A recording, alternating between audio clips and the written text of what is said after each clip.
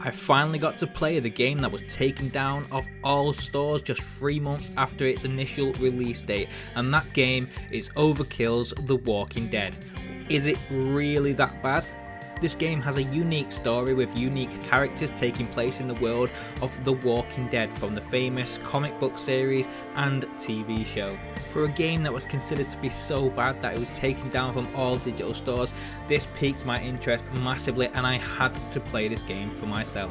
I managed to get a few hours playing this game and develop my own opinions on it, and to be honest with you, I don't think it's that bad. It's not amazing, but it's not that bad. I'll go into some details on what I liked about it and what I didn't like about it, and I'll also give an overall score at the end of this video for my opinions, so stick around if you want to see that. Now, this game was purposely designed to be played with friends to get the best out of the co-op experience. However, the version that I played, there was nobody online, so it was just me and I had to play this game solo, which did make a massive difference. Each character you get to choose on all have different specialities, also wielding different weapons. In my time playing this game, I managed to play as 3 of the characters. I played as Aiden, who was a shotgun heavy hitter, also known as a tank. There was Grant, who also had a sniper rifle, and there was Maya, who had a submachine gun with a silencer on it. The first mission you play was a bit of a letdown, and it did set a bad example for the game, but as you progress a little bit further, it does get better. In the first mission, I played as Aiden with a shotgun and had to fight off waves of zombies coming from a horde. As a weapon, the shotgun seemed very inefficient to these zombies, as if you don't get an accurate headshot, you just end up blowing off their limbs, which is a point in this game which is very cool, and I do really like that. I like the fact that you can shoot off the zombies' arms or legs and they still come crawling after you. The only way to completely finish the zombie really is to destroy their head, which is brilliant, but it does make using weapons like the shotgun feel really ineffective. After you get past the frustratingly boring horde mission at the start, you then learn how to get more levels. But to get more levels, it's not that good. It is really annoying on how to actually get levels. You'd think you play a level and then you'd unlock another level, but no, that is not the case.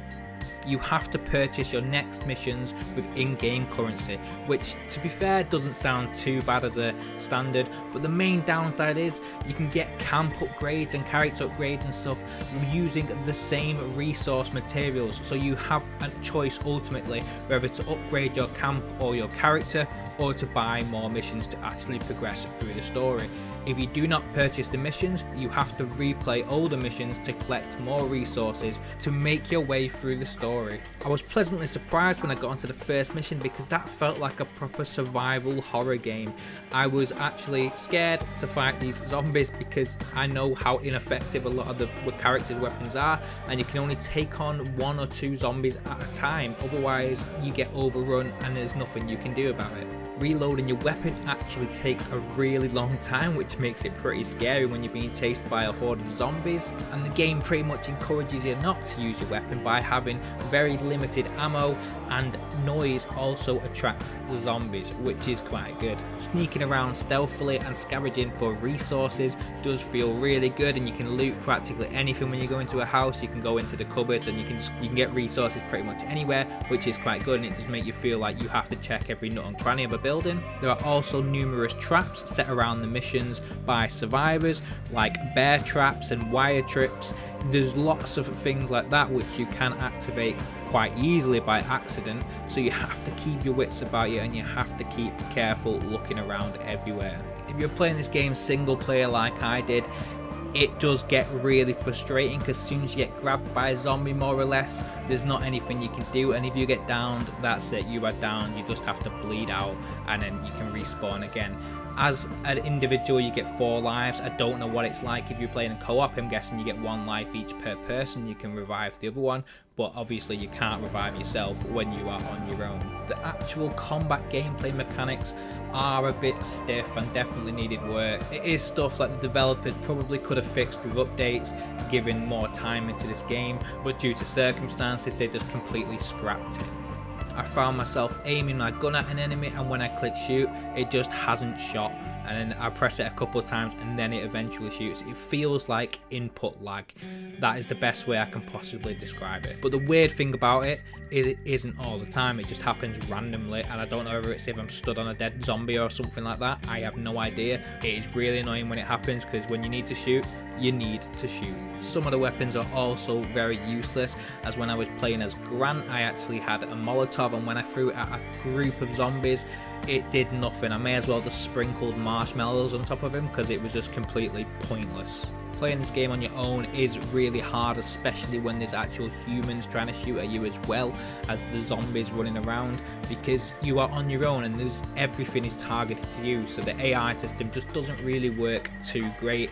It's just very unfair for single player modes. I do believe that if I was playing this game with a friend on co-op, I would have enjoyed it a lot more, because it does involve a lot of thinking and a lot of planned out tactics as well as teamwork. The graphics were definitely not the worst, and the graphics were definitely not the best. They were pretty decent graphics. Playing this game, I would have no complaints about the graphics. That would not be an issue. I've played a lot worse games. As a bit of a first look, first play review from me, I'm going to give this game a solid 5. I actually don't believe it should have been taken down. I feel like it should have just had a massive price drop. If I paid, say, £10 for this game, I can actually play online with my friends, I'd be happy with that. I feel like that would be a reasonable price for this game. To be honest with you, I don't think they should have just scrapped it. They should have actually kept it up there at a very, very cheap price, and people would actually enjoy this game. It's just a shame that there's no way people can actually play it anymore. If you want to know more about this game, I strongly advise you watch a video called The Tragedies of Overkills The Walking Dead by a YouTube channel called Gamers with a V instead of an A, and I will leave a link to that video in the description. Now I want to ask people, have you actually had the chance to play this game? Did you get a refund? Did they automatically refund your account if you bought this game, or did you buy a physical copy of this game? If you did, I can imagine that's worth quite a bit of money these days. Just let me know in the comments below, and if you enjoyed this video, please give it a like and a subscribe. I'm really trying to push YouTube this year. So it's Mark from Modern Tech. Thanks for watching.